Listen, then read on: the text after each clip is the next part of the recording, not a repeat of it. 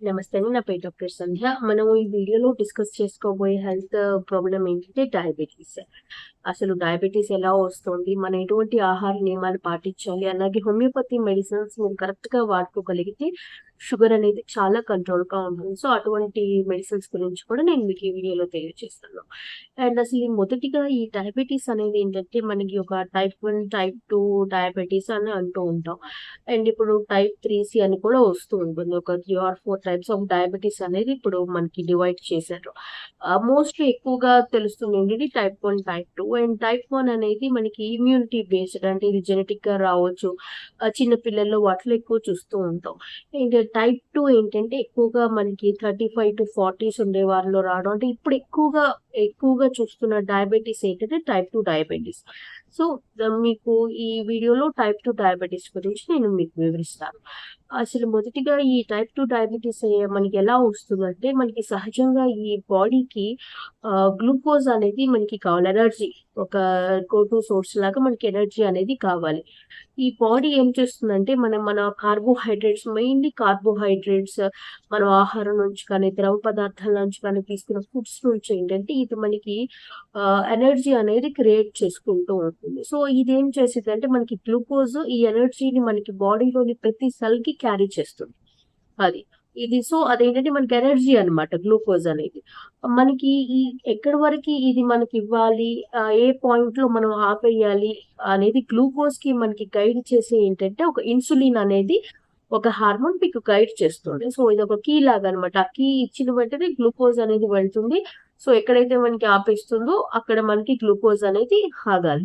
కానీ ఇక్కడ మనకి ముఖ్యంగా ఈ టైప్ 2 డయాబెటీస్‌లో ఏమవుతాయంటే ఈ ఇన్సులిన్ ప్రొడ్యూస్ అవుతుంది. మనకి ప్యాంక్రియాస్ అనే దాని నుంచి ఇన్సులిన్ ప్రొడ్యూస్ అవుతుంది.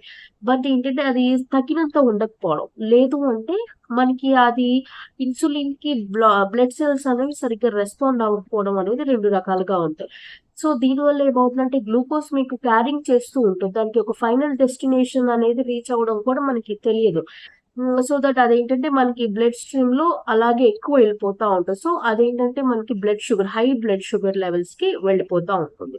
సో, ముఖ్యంగా ఏంటంటే కారణం ఇది ప్రాసెస్ యూజువల్‌గా హై షుగర్స్‌కి కారణం. అందుకని చాలా వరకు డైట్‌లో ఏం చెప్తారంటే ఎక్కువ ప్రోటీన్ ఫుడ్స్, నిదానంగా జీర్ణమయ్యే ఆహారాలు ఎక్కువ తీసుకోమని చెప్తూ ఉంటారు. సో, ఈ ఎక్కువ ఇప్పుడు మనకి టైప్ 2 డయాబెటీస్ ఏంటంటే 35, 40 ఏజ్ నుంచి వస్తుంది. చాలా మందిలో ప్రెగ్నెన్సీ టైమ్‌లో కూడా జెస్టేషనల్ డయాబెటీస్ వస్తూ ఉంటుంది. చాలా వరకి మనకి తగ్గిపోతుంది పోస్ట్ ప్రెగ్నెన్సీలో. బట్ కొంతమందికి కంటిన్యూ అయ్యేది ఏంటంటే ఆఫ్టర్ దట్ మనకి టైప్ 2 డయాబెటిస్ కింద అనేది వస్తూ ఉంటుంది. అండ్ ఇంకొక ముఖ్యమైన విషయం ఏంటంటే ఎప్పుడైనా దీని సింప్టమ్స్ అనేవి మనకి ఎలా ఉంటాయంటే విపరీతమైన దాహం. అండ్ నోరు కూడా బాగా పొడిబారిపోతా ఉంటుంది. ఎంత దాహం తాగుతున్నా అంతంతగా ఎక్కువ అయిపోతూ ఉంటుంది.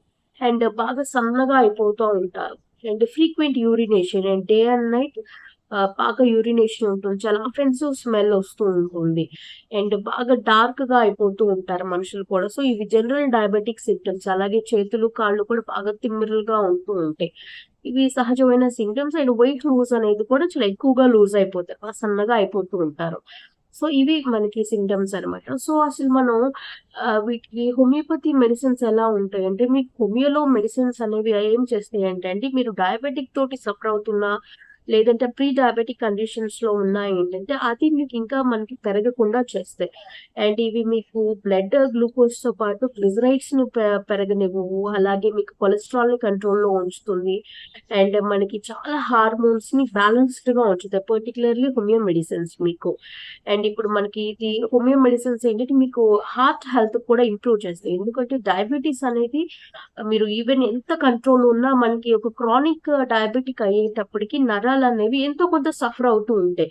ఖచ్చితంగా మీకు మనకేమవుద్దంటే హార్ట్ వెసల్స్ అనేవి మీకు బాగా ఇబ్బంది అవుతాయి. సో, అటువంటి సందర్భాల్లో ఏంటంటే మీరు మామూలుగా మనకి రాండమ్‌గా మీరు ఇంగ్లీష్ మెడిసిన్స్ వాడుకుంటున్నా హోమియోపతి మెడిసిన్స్ అనేవి పెట్టుకుంటే మీ హార్ట్ హెల్త్‌కి ఎంతో మంచిది.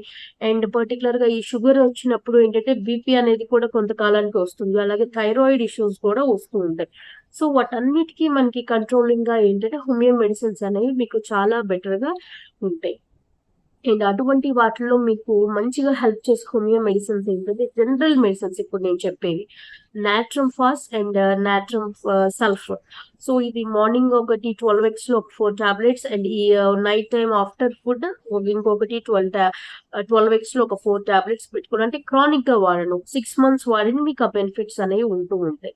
అండ్ చాలా మందికి మనకి ఎక్కువ యూరినేషన్ వెళ్తూ ఉంటారు మార్నింగ్ టైం, అది దాహం కూడా ఎక్కువ అవుతూ ఉంటుంది. సో అటువంటి వారు ఏంటంటే యాసిడ్ ఫాస్ అనేది పెట్టుకోండి. అండ్ నైట్ టైమ్ ఈవెన్ మనకి డేకి నైట్ కి 2 సార్లు యూరినేషన్ ఎక్కువ అయిపోతుంది, సన్నగా అయిపోతున్నాం అనుకున్న వాళ్ళు ఏంటంటే మనకి ఖాళీమోర్ 12x అనేది తీసుకుంటూ ఉండండి. సో దానివల్ల ఏంటంటే మనకి యూరినేషన్ అనేది ఆగుతూ ఉంటుంది అనమాట. అండ్ అదే విధంగా చాలా మందికి ఇందాక నేను చెప్పినట్టు పర్టికులర్‌గా ప్యాంక్రియాస్ అంటే ఇన్సులిన్ అసలు ప్యాంక్రియాస్ నుంచి అంత వర్కబుల్ గా ఉండదు. సో అటువంటి కేసెస్‌లో ఏంటంటే మనకి ప్యాంక్రియాటినం 6x అని ఉంటుంది. ఇది మీరు 6x లో అయినా వేసుకోవచ్చు. లేకపోతే మనకి 200లో అయినా తీసుకొని వేసుకుంటే ఇన్సులిన్ హార్మోన్ అనేది మీకు కరెక్ట్ గా ప్రొడక్షన్ అనేది ఉంటుంది. అలాగే మనకి ఇన్సులినియం 200 అని కూడా మెడిసిన్ ఉంటుంది. సో ఇది మీకు ఎప్పుడైతే ఈ సింప్టమ్స్ అనేవి చాలా అన్‌కంట్రోలబుల్ గా ఉన్నాయి. ఈవెన్ దో మీరు ఇంగ్లీష్ మెడిసిన్స్ తీసుకున్న మీకు కంట్రోల్‌కి రావట్లేదు. సో దట్ మీరు ఇన్సులినియం 200 అనేవి ఒక 4 పిల్స్ అనేవి రెగ్యులర్ గా మీరు తీసుకోండి. అంటే క్రానిక్ గా ఒక రోజు 2 రోజులు కాదు. క్రానిక్ గా మీరు పెట్టుకుంటే చాలా వరకు మీకు సింప్టమ్స్ అనేవి కంట్రోల్ గా ఉంటాయి. ఇవన్నీ ఏంటంటే మీకు లాంగ్ టర్మ్ ప్రివెన్షన్ కి ఎంతో హెల్ప్ అవుతాయి. అది. అండ్ అదే విధంగా మనకి డయాబెటిక్ అండ్ హైపర్ టెన్షన్ కలిపి ఉన్న వాళ్ళలో ఏంటంటే యురేనియం నైట్రికమ్ 200లో చాలా హెల్ప్ అవుతుంది. వీటిని కూడా రెగ్యులర్ గా ఒక 5 పిల్స్ చొప్పున తీసుకోవచ్చు. అండ్ మోర్ ఓవర్ ఎక్కువగా మనకి యూజ్ చేసే హోమియోపతి మెడిసిన్ ఏంటంటే సిజిజిఎం క్యూ అన్నమాట. దీన్ని రెగ్యులర్ లో మీరు ఒక 10 drops daily intake either morning or afternoon ఎప్పుడు మీకు కంఫర్ట్ ఉంటే అప్పుడు ఆఫ్టర్ ఫుడ్ తర్వాత డైలీ తీసుకుంటే ఖచ్చితంగా షుగర్ అనేది కంట్రోల్ మెడిసిన్స్ అన్నమాట. వీటితో పాటు మీరు డైట్ కూడా బెటర్ గా చేయగలిగితే డైట్ ఇన్ సెన్స్ మీరు ఆహారం అనేది ఏంటంటే ఒకేసారిగా తీసుకోకుండా ఒక 3 అవర్స్ కి వన్స్ కొంచెం కొంచెం ఆహారం తీసుకుంటాం. అండ్ ఈ ఆయిల్స్ కానీ అంటే ఆయిల్స్, స్పైసెస్ ఇవన్నీ ఏంటంటే కొంచెం తక్కువగా తీసుకుంటూ ఉండాలి. ఎక్కువ తీసుకోవడం వల్ల అంటే మీరు వేసుకున్న టాబ్లెట్స్ కి వీటికి ఏంటంటే కొంత ఇబ్బంది జరిగి మీరు ఈ కాన్స్టిపేషన్ కానీ లేకపోతే ఇంకా ఏదైనా సంథింగ్ ప్రాబ్లమ్స్ అనేవి మీరు ఫేస్ చేస్తూ ఉంటారు. సో అటువంటివి కాకుండా మీరు ఏంటంటే చక్కగా హెల్తీ ఫుడ్స్ తీసుకుంటా ఉండండి. తక్కువగా తీసుకోండి అండ్ ఎక్కువ రెగ్యులర్ ఇంటర్వెల్స్ లో తీసుకుంటా ఉండండి. అలాగే మోస్ట్‌లీ ఏంటంటే వాక్ అనేది తప్పనిసరి. అది వాక్ అనేది చేయండి. హోమియోపతి మెడిసిన్స్ అనేవి చక్కగా తీసుకోండి. అండ్ ఎక్కువ శాతం మీరు చాలా మంది అంటూ ఉంటుంటారు. మనకేమంటే ఈ షుగర్ మెడిసిన్ ఇంగ్లీష్‌లో తీసుకుంటున్నాం, హోమియోలో తీసుకోవాలా మళ్ళీ?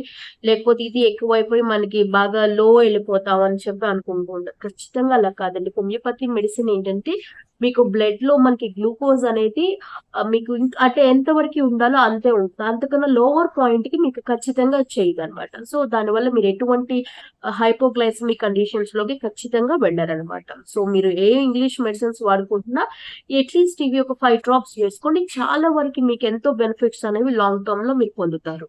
అండ్ అలాగే కాకుండా ప్రీ డయాబెటిక్ కండిషన్స్‌లో ఉన్నవారు ఇవి ఖచ్చితంగా వాళ్ళ మెటబాలిజంకి సంబంధించి తీసుకుంటే మనకి డయాబెటిక్ జోన్‌లోకి వెళ్ళకుండా చాలా హెల్ప్ అవుతాదనమాట.